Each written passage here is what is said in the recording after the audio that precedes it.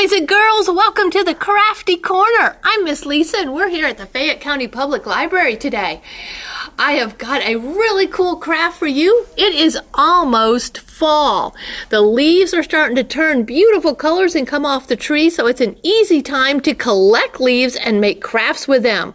Today we are going to be making a lantern, a leaf lantern. So if you want to look right here, we are going to be making a leaf lantern.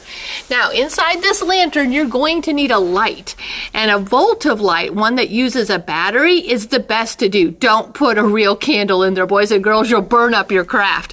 So if you need any of these supplies, I have everything that you need, including the little volt of candle, right here at the library, and you can come and make your own leaf lantern. For this project, you're going to need glue and scissors. You're going to need some wax paper and some leaves. You need 5 1/2 inch strips of paper. Okay, so we have some strips of paper, and we need a paper plate, lots of leaves.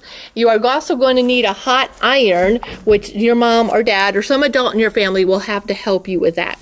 So the first thing that we're going to do is take 2 of our strips and glue them together. This will be our border of our lantern. So we're just going to glue that together, and we're just going to set that aside for a little while, so that the glue adheres really well. And then the border for the top, we need to do the same thing.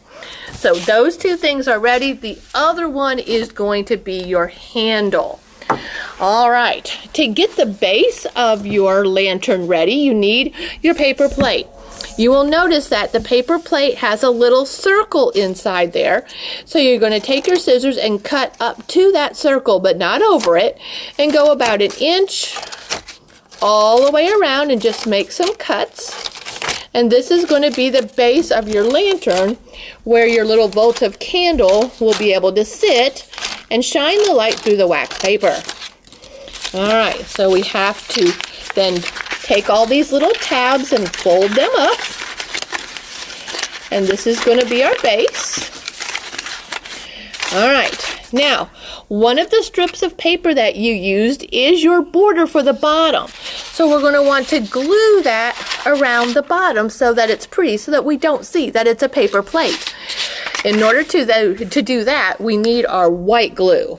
Remember that we have learned that we scribble the glue, boys and girls. Don't make big lumps. So we're going to scribble our glue on that border. And I've chosen yellow. If you're working this at home and you have your own paper, you can choose any color you want for your border. So then we're just going to lay this up here and take it all the way around. Press the little tabs into the paper so that it all sort of sticks together. And they probably aren't all going to stick right away, but that's okay. But you have that pretty border. Okay. And we're just going to let that set a minute while we continue making our lantern. We're just going to set that off to the side. Now, the next step is to get some wax paper. Now, when I measured it, this distance around to be able to set inside the paper plate, you need 23 inches. And here at the library, if you pick up a packet, you're going to have what you need. So you're going to take this and measure it. So I've got 23 inches here. If you use a little bit more, that's okay. You definitely don't want less than 23 inches. It's okay to overlap it a little bit if you need to. All right, so let's pull out another piece. We need, oh, that's 24. I'd rather have it a little too long. All right, make sure that when you have your wax paper, that you get both of the tops. So I think I actually have to turn it over like this so that the waxy papers are on top of each other, so that when we use our iron, I'm going to go ahead and turn that on. When we use our iron, it will all adhere to each other. Okay, we want the wax paper to stick to each other. Now, here comes the fun part. We get to decorate this with leaves. Now, I collected some leaves this morning, and in the last 3 or 4 hours, they've been sitting inside a book. If you want to use flowers at all, boys and girls, you definitely are going to want to put those flowers inside a book longer than just a couple hours. The flatter it is, the better it will adhere to the wax paper. All right, so I'm going to move this aside just a minute, and I'm going to find out what I have in here. I've got actually a couple of flowers that I pulled up from last night from my garden. Here I have a tulip poplar leaf. This is actually the state tree of Indiana, so we'll stick that in here. Got a maple, red maple leaf. What else do I have in here? There's another red maple. Here's one. Now, the thing about laying it on the wax paper, boys and girls, is you want to make sure you have plenty of wax paper between the leaves, because other words, if it overlaps, then that's not going to like stick to each other, and it will come loose. Okay, I definitely don't want the whole branch, so let's just take one of these oak leaves out. What else do we have? Right now, you might find some beautiful fall colors. There's a yellow one. That's a big one. That's a big maple. I also had pulled a few pieces of decorative grass, which I thought might look interesting in here. Anything that you can find, even if you just want to use regular grass from your home. Oh, we have one of these little Japanese maple leaves out in front of the library, so I pulled that. I thought that might look pretty. Remember that you have an inch or so of this border where the leaves are not going to show, so you don't want to put anything right here at the very edge, nor do you want to put anything at the very top, because both of those places are going to be covered with the border. The ends also should not have any leaves on them, because that's what's going to glue together to make our lantern. So I think we're about okay. Let me just see if I have anything else. Ooh, I found a pretty red one. Let's use that one. Okay, remember you want plenty of space. I think we can just go right there. That looks good. This guy's a little curvy, but I think it will work, maybe. Okay, we're going to take our wax paper and set it right on top.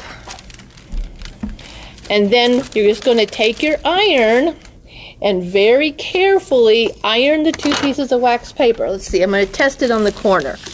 Yep, I did it right. Okay, see how it's sticking to each other? And you're just going to want to do a little bit, do a little bit, do a little bit, and then pull the iron apart, okay, away. You can just do right on top of those leaves. And you're just going to do the whole wax paper all the way to the end. Now, if you ever make a leaf collection in school, if you want to preserve your leaves, this is a good way to preserve leaves, is inside a wax paper. Okay, looks like I need to slide it down some to finish it. Woo, sticking to the iron. All right, I am just going to go ahead and turn it over. Give it another quick little rub to seal it really good right there between those leaves. I'm going to seal it really well so they don't fall out. This is going to be really pretty. Then make sure you turn your iron off, boys and girls, and don't touch it for a little while it cools down. All right, and then you'll notice that I didn't use an ironing board. All I used was a hard table and a cloth, okay, a towel. That's an easy way to iron things without using an ironing board. All right, now we have our beautiful wax paper, our leaves in our wax paper, and we have our base. We're going to roll this up until it gets inside here. And like I said, I remember I did about an inch too much. So you know what I'm going to do here is go ahead and cut off some of my ends just a little bit, because it's going to overlap a little bit too much today.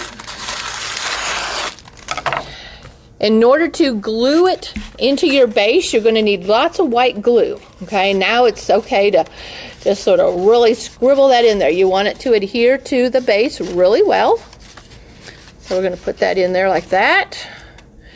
And then you also are going to want glue along one of your edges so that as you stick it in there and curl it, it will all stick. All right, here's the tricky part. Let's see if I can do this. All right. Let's stick this in there. All right. Press it down till it gets to the bottom. Press it against the sides. Yep, and it's coming loose. It's a little tricky. Get down in there.